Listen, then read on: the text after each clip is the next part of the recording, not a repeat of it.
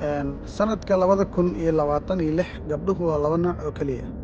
Midda koowaad waa Imraatul Casiis, naagtii boqoradii maxaa ahay boqorkii qabay oo Suleeqa gabadhii la dhihi jiray qur-aanka nooga warramay. Waa mid taasoo jecel inay soo bandhigto muuqaalkeeda la arko, labisato, isqurqurxisa, kadibna ragga ku hor dhaqaaqda, rabtana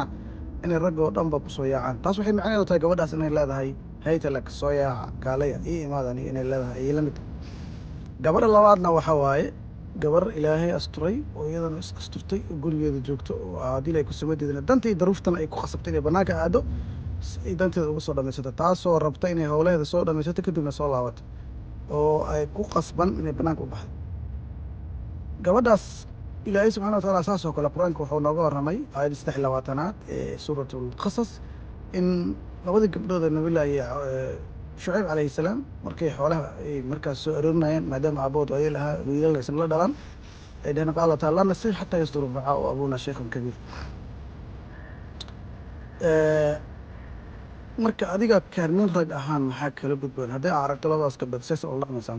Tan koowaad oo Imraatul Casiis oo haytalaka ku dhahayso waxaa waaye inaad ugu jawaabto qaabkii nabillaahi Yuusuf calayhi salaam ugu jawaabay inaad uga jawaabto. ومحل هذا معاذ الله إن ربي أحسن مثواي إنه لا يفلح الظالمون. قرآن كان نقول رب جواب تصوير عده إن هذا سكيل على سوء فرح لقلن وأتكعد بليش كعرف قبل سنون ودوان تنحكته وحواي قبل أسترن ونكسر لكن دنتي ظروفته يكون قصبتي إن يدبد بنانك صوب حلو أي هو له سوق دارك إذا وبهن عاوننا العاوز قرب سيسة يقول كذا يقول لابد سيد النبي الله موسى عليه السلام وعاوي لباس قبل كذب نادي لك وسمدنا يقول كذا يقول لابتين تاسو كنتي فإذا فرضنا يودرات محاكا أنا مرك تنكو بعد النبي الله يوسف عليه السلام ديدمدي وقبضي إمرأة العزيز صوب اللي وديده وكو فائدة وكو فائدة هير فائدة سوحي قارتين ومصر وكنا قضاء بقر كي هستين ونقضاء ديدمدا وديده قبل هسترتين طلبات النبي الله موسى عليه السلام مركي وقبضي لبدا قبضة عاوي إلهي سبحانه وتعالى ونقر وفونيري فسقى لهما ثم تولى إلى الذل فقال ربي إني لما أنزلت إلي من خير فقير وحومه سوي دي سمو كتاي laakiin ilaahay muxuu dhaxalsiiyo siiyey inay gabdhihii soo laabtaan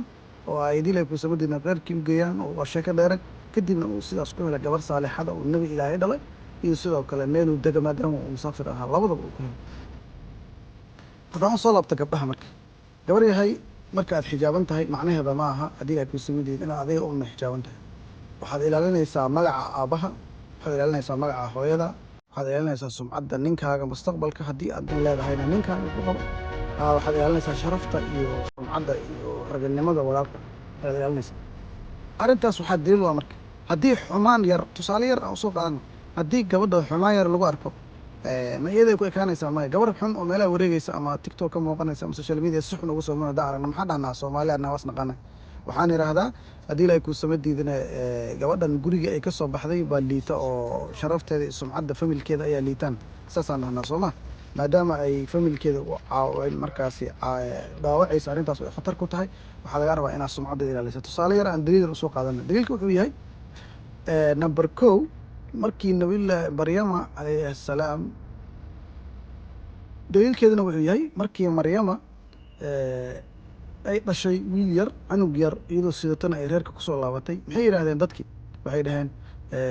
ما كان أبوك امرأ سوء وما كانت أمك بغيا. أيضا نحن بلا نساء يا أخت هارون ما كان أبوك امرأ سوء وما كانت أمك بغيا. هارون ولا شيء سوء حيدهن هارون ولا شيء سيء غير هذين أباه حمانكم وبينه وبين حماين هويدا أنا خليت زي استمينا وريكت معين marka say ku dhacday inaad aan sharci darro aad noo keento aan aabaleen oo sidee macna qiyaasayeen sidee ogaayeen inta ay ka yihiin ee markaas aragtidooda qiyaasay idan walaalayaal haddii ay ku samadiidina xijaabkaaga ma ahan oo kaliya sumcadaada sharafkaaga dad badan baa laga yaabaa gabdho badan inay aaminsan yihiin xijaabkooda inay tahay joyskooda sidee rabaan ay u xijaaban karaan. no way ma aha saas. xijaabkaaga ilaahay subxaana wa tacaala baa kuu sii dheer intaasu sharaf marka ilaaliso waxaa kuu dheer muraaqabatullaahi caza wajal. ilaahay baa 1400 sano ka hor kugu waajibo inaad xijaab xirato oo yudniina calayhina min jalaabiibihina dalika aanina an yucrafna falaa yudayna wakaana allahu gafuuran raxiima. aayad quraan taasoo caddaynaysa qiimaha uu leeyahay xijaabka. xijaabku waa waajib ma ahan dhar la iska xirta maaha sida markaas ummaddeena Soomaalida dhaqanka oo kale ay moodaan sidaas maaha. midda kale qamaarkan yarka baalka yar ee madaxa aad ku xirataan xijaab maaha. xijaab waxaa la dhahaa alyudniin baa ilaahay subxana wa taala ku tilmaamaa dhar sii daysma dharka maahan madaxa waxaad ku xirato kale iyo qoorta meelahan kuu daboolama waa shay madaxa ku jiro ilaa garbaha kan dabooli karo xijaabkaasaa la dhahaa oo asturan ilaa iyo markaasi qaybaha hore ee jirka asturi kara wixii qaybta hore aad ka xiran lahayd hoos ka xiran lahaydna insha allahu tacaala sii dheer tahay oo ay tahay inaad xirato marka walaalayaal waxaan kusoo koobayaa mawduucayga ilaahay in laga wada baqo subxaana wa tacaala allahuma salli calaa muxamedin wacala aali muxamedin wasalim كما صليت على إبراهيم وعلى آل إبراهيم وبارك على محمد كما باركت على إبراهيم وعلى آل إبراهيم إنك حميد مجيد